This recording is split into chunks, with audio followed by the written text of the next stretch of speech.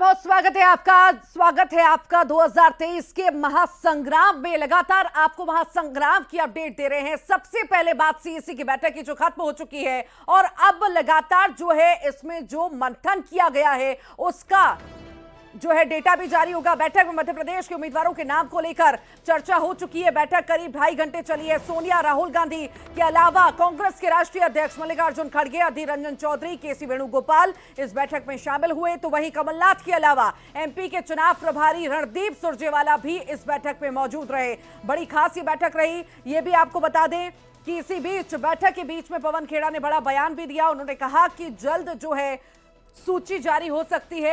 ऐसे कयास लगाए गए कि आज ही सूची जारी हो सकती है। तो बड़ी बैठक जो है खत्म हो चुकी है। दिल्ली में सीईसी की बैठक जो चल रही थी, अब देखने वाली बात होगी कि आखिर सूची कब तक जारी होती है।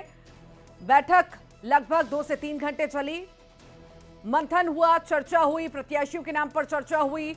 अब जो है बस इंतजार है सूची का, और सूची कब आएगी देखने वाली बात होगी। हालांकि बैठक के बीच में पवन खेड़ा का बयान भी आया। उन्होंने कहा कि आज सूची जारी हो सकती है। तो मंथन का दौर जो है लगातार जारी है कांग्रेस में। बैठक 2 से 3 घंटे चली है सीईसी की। खास ये बैठक रही, महत्वपूर्ण ये बैठक रही। अब देखने वाली बात होगी कि सूची आखिर कब जारी होती है। हालांकि इतने दिन से यही कयास लगाए जा रहे थे कि पितृपक्ष चल रहे हैं और उसके बाद जो है कांग्रेस सूची जारी कर सकती है। पर आज चूंकि पवन खेड़ा ने खुद उन्होंने बयान दिया, कयास लगाए कि आज मीटिंग के बाद, बैठक के बाद नामों का ऐलान हो सकता है, लिस्ट जो है जारी हो सकती है। तो बैठक अब खत्म हो चुकी है। महत्वपूर्ण ये बैठक हुई, चर्चा हुई नामों को लेकर के। बहुत कुछ चर्चा हो रहा है, सब कुछ बताने के लिए नहीं। लेकिन शिवराज जी तो कह रहे हैं कि हमारी सरकार बनेगी। तो कोई ऐसा कहते हैं कि हमारी सरकार नहीं बनेगी? ऐसा कोई है शख्स? कोई राजनीति करता कहेगा कि हम हारेंगे? लिस्ट कब तक जारी उम्मीद है? लिस्ट बहुत जल्दी।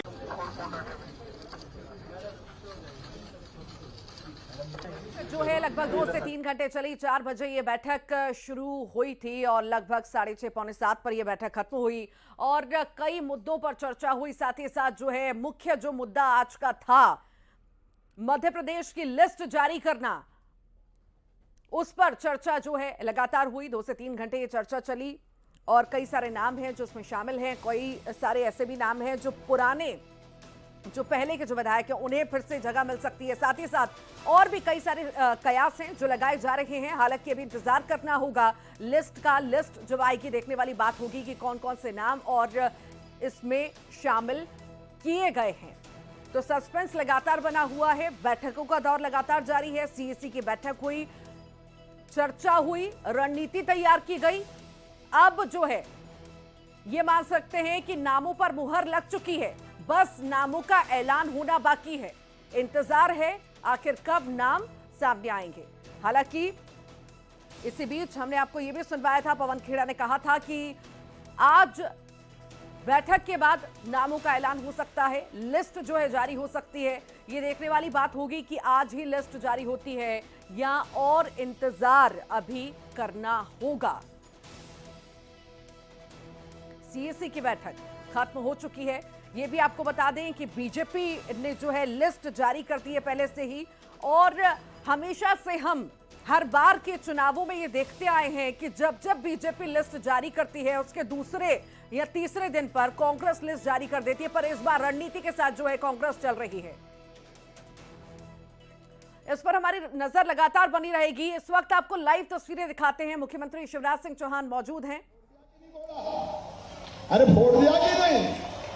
आज जिले का नारियल फोड़ रहे हैं, शारदा रोड का नारियल भी फूटेगा, हर की पौड़ी का नारियल भी फूटेगा। यहाँ जिला अस्पताल बने।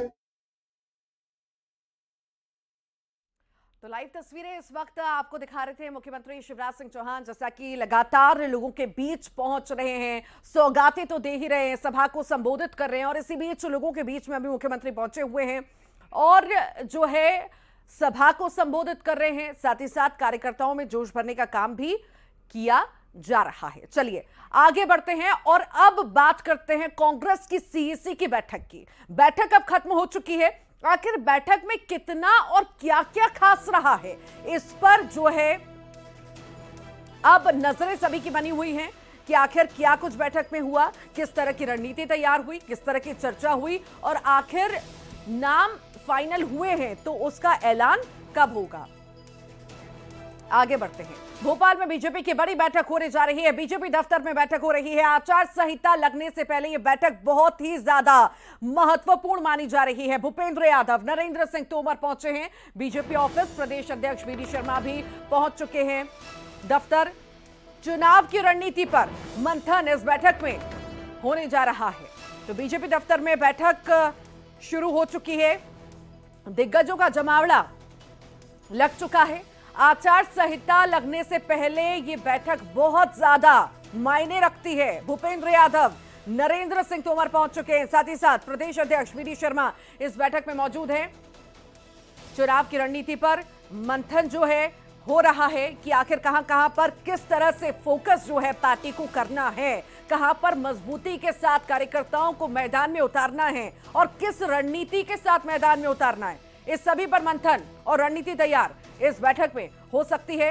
लगातार बैठकें जो है बीजेपी में चल रही हैं जब से सूचियां आई हैं और कुछ जो है उम्मीदवारों के नाम जो घोषित हैं, प्रत्याशियों के नाम घोषित किए गए हैं, तब से ही बैठकों का दौर लगातार जारी है।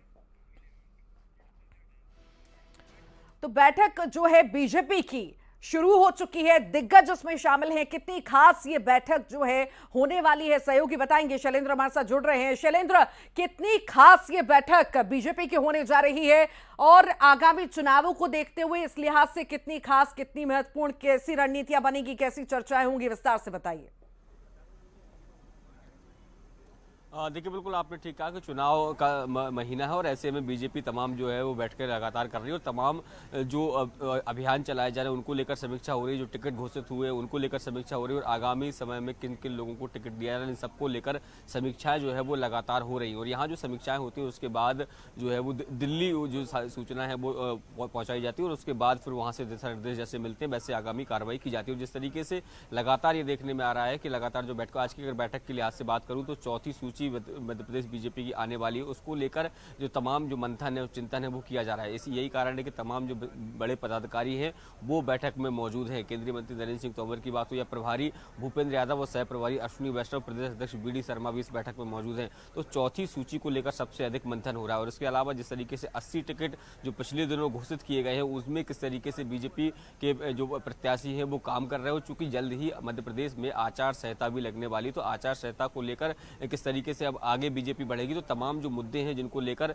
लगातार बीजेपी में बैठकों का दौर जारी रहता है और उसी कड़ी में एक महत्वपूर्ण बैठक आयोजित की जा रही है। देखिए, खास बात यह भी है कि अभी जो टिकट घोषित हुए हैं उसमें से किसी भी विधायक और मंत्री को टिकट घोषित नहीं हुआ है। तो ऐसे में सबसे ज्यादा जो जद्दोजहद या कहे कि टिकट सिलेक्शन की जो जद्दोजहद है वो उन्हीं सीटों पर है। क्योंकि देखिए, अभी जो टिकट घोषित किए गए 80 में 77 सीटें वो है जो कांग्रेस के जहां पर विधायक है। केवल 3 सीटें ऐसी हैं जहां पर बीजेपी के विधायक थे जिनका टिकट काटकर अब जो दूसरे प्रत्याशी उनको टिकट दिया गया। तो ऐसे में जो बाकी जो सीटें बची हैं जिन पर बीजेपी के मौजूदा विधायक मौजूद हैं, जो कई ऐसे जो मध्य प्रदेश सरकार में मंत्री भी है, तो ऐसे में कौन कौन से विधायक का टिकट वापस से रिपीट होना है और कौन से मंत्री हैं जिनको वापस मैदान में उतरना है और कौन से लोगों को टिकट कट सकते हैं, इन तमाम चीजों को लेकर लगातार मंथन और चिंतन लगातार बीजेपी में जारी है। ठीक, बहुत बहुत शुक्रिया शैलेंद्र जानकारी को साझा करने के लिए। उधर दिल्ली में हुई कांग्रेस की बैठक पर सियासत अब जारी है। बीजेपी ने इस पर तंज कसते हुए कहा कि कांग्रेस में बैठकों से टिकट तय नहीं होते। धड़ों में बटी कांग्रेस में सभी नेता अपनी अपनी सूची लेकर घूम रहे हैं। बीजेपी के आरोपों पर कांग्रेस ने कहा कि टिकट घोषित करने को लेकर हमारी बीजेपी से कोई प्रतिस्पर्धा नहीं है। जिससे भी टिकट मिलेगा वो जीतेगा। टिकट कब और किसे देना है ये आला कमान तय करेगा।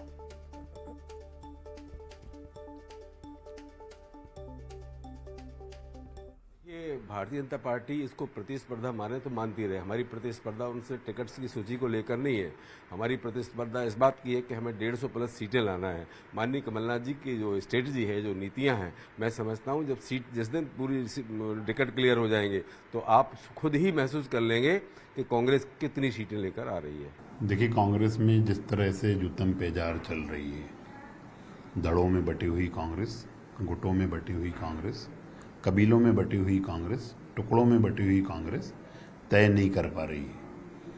कमलनाथ जी 6 महीने से चिल्ला रहे थे कि हम 6 महीने पहले सूची जारी कर देंगे। दिग्विजय सिंह जी 3 महीने पहले से बोल रहे हैं कि हम सूची जारी कर देंगे, पर उन पे जो गुट हैं वो हावी है एक दूसरे में। हर गुट अपनी अपनी सूची लेके चल रहा है, इसीलिए उनकी सूची जारी नहीं हो पा रही है। और मुझे लगता है कि आज भी बैठक जो वहाँ पे हो रही है, एमपी में नेताओं के बीच जुबानी जंग में कड़वाहट घुलने लगी है और मामला मानहानि के केस तक पहुंचने लगा है। कांग्रेस नेता अजय सिंह राहुल मुश्किल में घिरते हुए नजर आ रहे हैं। बीजेपी नेता जालम सिंह ने माफी की मांग करते हुए मानहानि का नोटिस थमा दिया है, तो वहीं प्रहलाद पटेल ने आरोपों को खारिज किया है। देखिए रिपोर्ट। नरसिंहपुर में जन आक्रोश यात्रा के दौरान अजय सिंह राहुल ने केंद्रीय मंत्री प्रहलाद पटेल पर जमकर तीर छोड़े थे। प्रहलाद पटेल पर अजय सिंह ने कोयला घोटाला करने के साथ ही तंज कसते हुए सरपंच का चुनाव लड़ने की नसीहत दी थी। उनके इस बयान पर प्रहलाद पटेल के साथी जालम सिंह ने कड़ी प्रतिक्रिया दी है। प्रहलाद पटेल ने घोटाले के आरोप को खारिज किया, तो वहीं जालम सिंह ने सार्वजनिक माफी की मांग करते हुए 5 करोड़ के मानहानि का सामना करने को कहा है। अजय सिंह जी राहुल नरसिंहपुर गए थे और उन्होंने कह दिया कि प्रहलाद पटेल कोयला मंत्री थे और वो भी कोयला घोटाले में शामिल थे। आपको पता है, मुझे गर्व है, मेरे ऊपर या मेरे खानदान में किसी के ऊपर अभी तक आर्थिक आरोप नहीं है। इस बात का हमें गर्व है। प्रदेश में विधानसभा चुनाव होने हैं। चुनाव को लेकर बीजेपी ने एक तरफ जन आशीर्वाद यात्रा शुरू की थी, तो वहीं कांग्रेस ने जन आक्रोश यात्रा के दौरान आरोप प्रत्यारोप के दौर के बीच अजय सिंह का बयान विवादों में आ गया और उनकी मुश्किलें बढ़ती दिख रही हैं।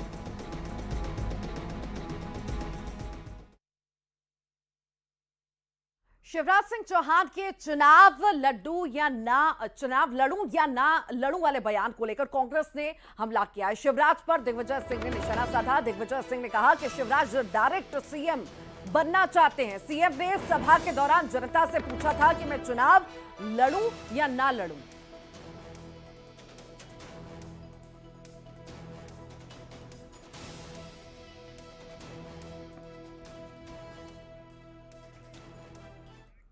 और सीएसी की बैठक चल रही थी जो कि खत्म हो चुकी है। उसके बाद कमलनाथ आखिर क्या कुछ कह रहे हैं, आइए आपको सुनवाते हैं। और सबके सुझाव सुन लिए, सबके सुझाव सुन के अब फिर से हम बैठक बुलाएंगे और फैसला करेंगे। अरे रुक जाइए सर, कब तक सूची आएगी? अभी 4-5 दिन तो लगेंगे, कितनी सीटों पर चर्चा होगी सर? लगभग 140 सीटों पर। सर नामों की घोषणा कब तक होगी? Thank you sir, thank you.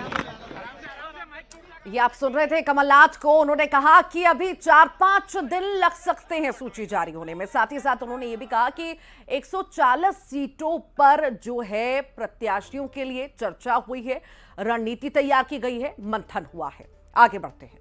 गरीबों के लिए चलाई जा रही दीनदयाल रसोई के तहत आज नई शुरुआत की गई है। चलित दीनदयाल रसोई का सीएम शिवराज ने शुभारंभ किया और इस मौके पर सीएम शिवराज ने कहा कि इस चलित योजना से गरीबों को भोजन मिलने से आत्मा तृप्त होगी। गरीब लोगों को, मजदूरों, दरिद्र भाई बहनों, छोटे छोटे भाई बहनों का सस्ता और गुणवत्तापूर्ण भोजन उन्हें मिल सकेगा। चलित दीनदयाल रसोई में 5 रुपए में भरपेट खाना दिया जाएगा।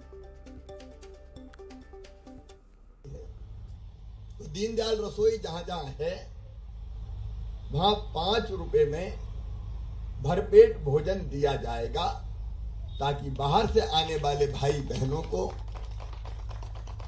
कम दामों पर भोजन मिल जाए।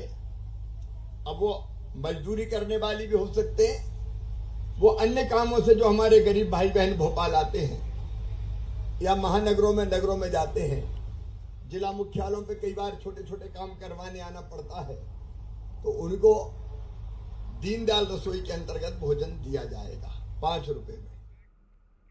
दमोह में युवती के साथ रेप कर शादी के लिए धर्मांतरण का दबाव बनाने का एक मामला सामने आया। युवती की शिकायत के बाद आरोपी शहबाज खान गिरफ्तार भी हो चुका है।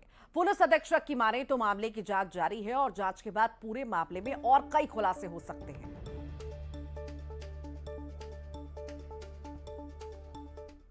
कल कोतवाली थाना अंतर्गत पीड़िता द्वारा वो दर्ज कराई गई है कि जो प्रेम संबंध थे किसी को वो आग घर में उसको धर्मांतरण कराने हेतु दवा डाला शादी के, उस पर से कोतवाली में मामला दर्ज करके विवेचना में लिए गए।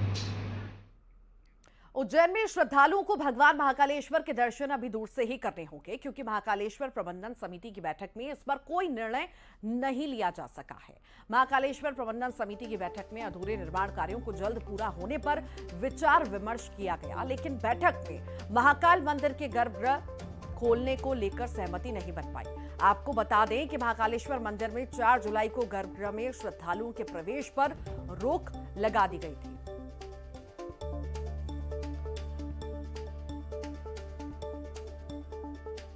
में रोक लगाने का कोई आशय नहीं है, बस दिक्कत ये है कि ये व्यवस्था कैसे बनेगी। इतनी भीड़ में जब भी आप गर्भगृह में प्रवेश देते हैं तो गर्भगृह में 1 घंटे में अधिकतम 200 लोग दर्शन कर सकते हैं। अगर मान लो 10 घंटे आप प्रवेश दो तो 2000 लोग दर्शन कर सकते हैं। 2 लाख लोग से ज़्यादा आते हैं, बाकी 1,98,000 लोग दर्शन कहाँ से करेंगे जब गर्भगृह सामने से दिखना बंद हो जाता है। चुनौती ग्वालियर पुलिस ने मंचलों के खिलाफ सफाई अभियान छेड़ दिया है। एसपी राजेश सिंह चंदेल ने महिला पुलिस अधिकारी हिना खान को मंचलों पर एक्शन की जिम्मेदारी सौंपी है। हिना खान की अगुवाई में ये टीम गर्ल्स हॉस्टल और स्कूलों में जाकर लड़कियों से बात करेगी और छेड़छाड़ की घटनाओं वाले इलाकों का डाटा तैयार कर रही है। डाटा कलेक्ट करने के बाद सीएसपी हिना खान ने अपनी टीम के साथ गोविंदपुरी, दर्पण कॉलोनी सहित अन्य इलाकों में अभियान चलाया। पुलिस की टीम ने यहां 24 घंटे मंचलों की धरपकड़ भी की। करीब 10 मंचलों को पुलिस की टीम ने पकड़ा है।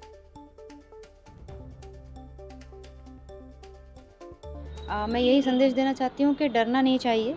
अगर आप किसी भी तरह के अपराध का, परेशानी का, छेड़खानी का शिकार हो रहे हैं तो कम से कम अपने दोस्तों को, अपने परिवारजनों को बताइए, पुलिस को बताइए और इन चीज़ों का विरोध कीजिए। जितना आप सहते रहेंगे इस तरह की जो हरकतें होती हैं उनको अगर आप सहते रहेंगे तो इस तरह से लोगों को बढ़ावा ही मिलता है, तो उसका विरोध करिए।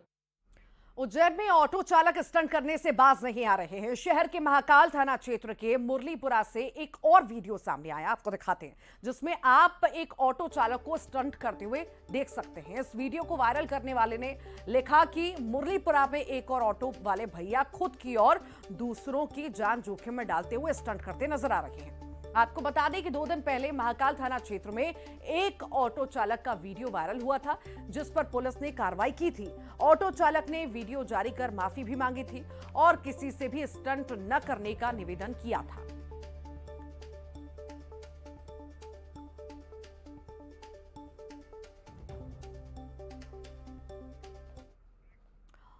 सीईसी की मीटिंग के बाद कमलनाथ ने कहा है कि कोई फैसला नहीं हुआ है। 140 सीटों पर चर्चा हुई है, 5 दिन के अंदर सूची आ सकती है।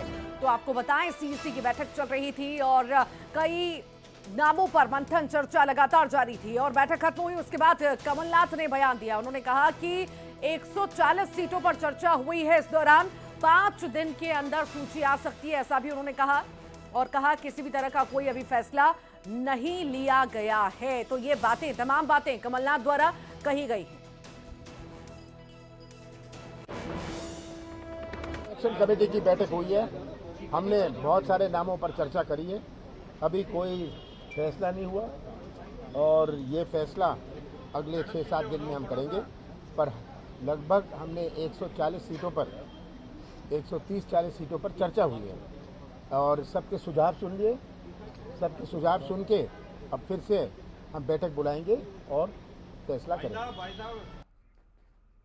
और आइए अब देखेंगे 25 सेकंड में खबर। सीईसी मीटिंग के बाद कमलनाथ ने कहा कि कोई फैसला नहीं हुआ, 140 सीटों पर चर्चा हुई, 5 दिन के लिए सूची आ सकती है।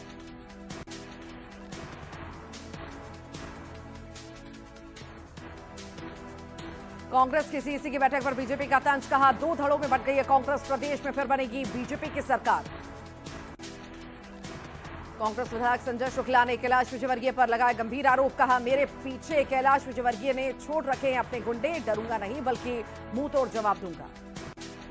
केंद्रीय मंत्री प्रहलाद पटेल ने कांग्रेस नेता अजय सिंह राहुल पर साधा निशाना, कहा मेरे ऊपर किसी तरह के आर्थिक आरोप नहीं, मेरे खानदान में किसी के ऊपर आरोप नहीं। मंत्री गोविंद सिंह राजपूत का बड़ा बयान, सरकारी योजनाएं बंद होने की याचिका पर दिया बयान, कहा अगर योजनाएं नहीं होंगी तो लोगों को कैसे मिलेगा लाभ, बड़े नेता को टिकट मिलने से पड़ता है काफी असर। ग्वालियर पुलिस ने चलाया मंचलों का सफाई अभियान, बढ़ती छेड़छाड़ की घटनाओं पर पुलिस का एक्शन, 10 मंचलों को किया गिरफ्तार। अभी दूर से ही होंगे महाकाल के दर्शन। गर्भगृह खोलने पर नहीं बनी सहमति। महाकालेश्वर प्रबंधन समिति की बैठक में नहीं हुआ फैसला। अनूपपुर में ग्रामीणों ने किया चुनाव बहिष्कार का ऐलान। सड़क की आस पूरी न होने पर ग्रामीणों ने किया ऐलान। नेताओं का गांव में आना पूर्णतः वर्जित किया। ग्रामीणों ने गांव के बाहर लगा दिया बैनर। इंदौर में सुपर कॉरिडोर की सड़क को लेकर विवाद। आईडीए और वन विभाग में ठनी सुपर कॉरिडोर की सड़क पर वन विभाग की आपत्ति। सड़क की जमीन पर वन विभाग ने किया दावा। और इसी के साथ ही एमपी अब तक के बुलेटिन में फिलहाल के लिए इतना ही।